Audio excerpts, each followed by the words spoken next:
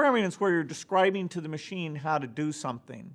And so telling it how to play tic-tac-toe, telling it how to play the board game Monopoly, telling it how to convert numbers from one base to another. And the idea of, okay, there's these simple instructions, but if you put them together, then you can synthesize something quite complex. It's a fascinating kind of mathematical thing. How can you make it fast? How can you make it small?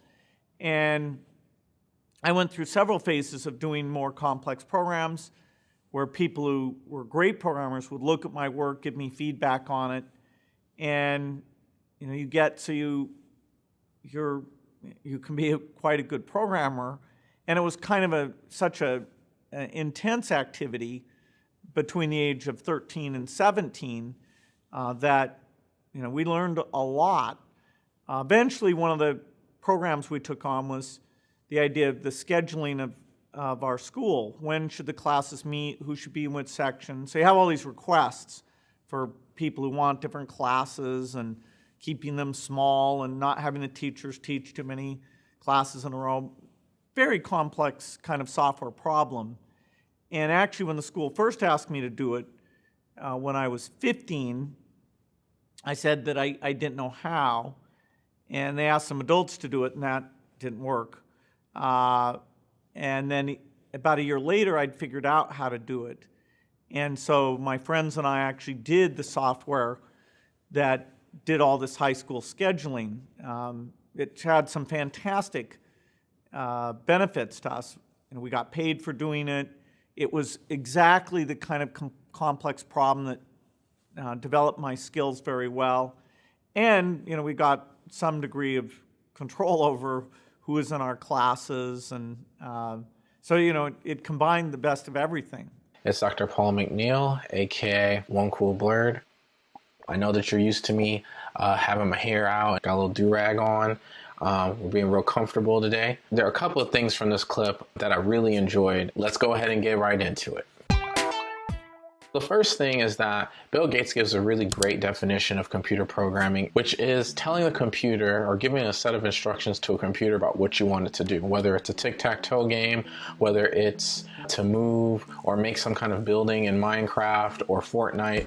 At the end of the day, someone had to sit down, think of a set of instructions, put it into the language that the computer could understand, and then execute it. What I really thought was interesting was Bill Gates talks about how from the age of 13 to 17, he said he really was able to focus on computer programming.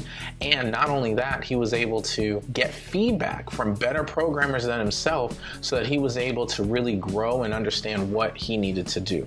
And a lot of times our kids don't have that luxury. They don't even have access to professionals. Some don't even have access to computers, personal or computer labs outside of the school hours where they're doing homework. Bill Gates is showing that it makes sense for kids to start at a very early age. It also is important for us to give kids access to professionals and to professional resources so that they can grow in their skill set and start to think about more and more complex problems, which will allow them to have a career that is ridiculous. I mean, we look at Bill Gates, and sure, there are a lot of other factors, but what he even said in that clip is having access to mentors, having access to role models was one of the reasons why he was even able to get his start in his field. The other part that I wanted to point out was he said that the school came to him at an early age because they knew that he and his friends were serious to solve a specific scheduling problem. He didn't know how to do it.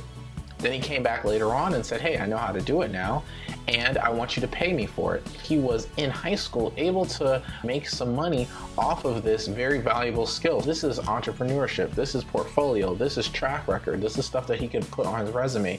If he weren't to become Bill Gates, if he weren't to start Microsoft, he would have been primed to get a job. He would have been able to show not only that he could solve these problems, but also that he was able to see something through, finish on it in a timely manner. And then, as he said, he was able to get some money from it. He was also able to get a little bit of control over who was in his classes. There's like a little bit of bragging rights there. And as we're looking at training our kids in rural and urban communities, it's very important to understand that one, getting early exposure can change the trajectory of their lives. Two, getting access to those resources as well as to professionals who can give real feedback and mentorship is critical. And 3, our high school kids could start making money doing something that's not necessarily working a minimum wage job or doing something way more illegal, and still they can have that hustle, still they can cash in on what they're learning. We just have to present that is an option, that coding is an option, that is something that you are actually more likely to make money from very soon than pursuing a music career or pursuing an athletic career, which is a lot of times where we focus on our kids getting opportunities. What we're seeing here is that given the proper environments, the proper support, our kids can leverage coding, programming, solving problems, that hustle mentality that some of them already have, and they can actually leverage it to make some cash right away. If you're somebody or you're an educator who is really interested in making sure that your kid gets exposure to the advantages that Bill Gates talks about having, it's not difficult, it's not extremely expensive. We have a mentorship program that's 100% targeted at helping urban and rural kids. We help make it completely simple for you to do so that we can go ahead and get these kids access to some of the best opportunities in the 21st century. If this is Instagram, go ahead and click the link in the bio. If this is YouTube, click the links in the description, and you can find out more about the App Developer Juniors program. This is One Cool Blurred. See you next time.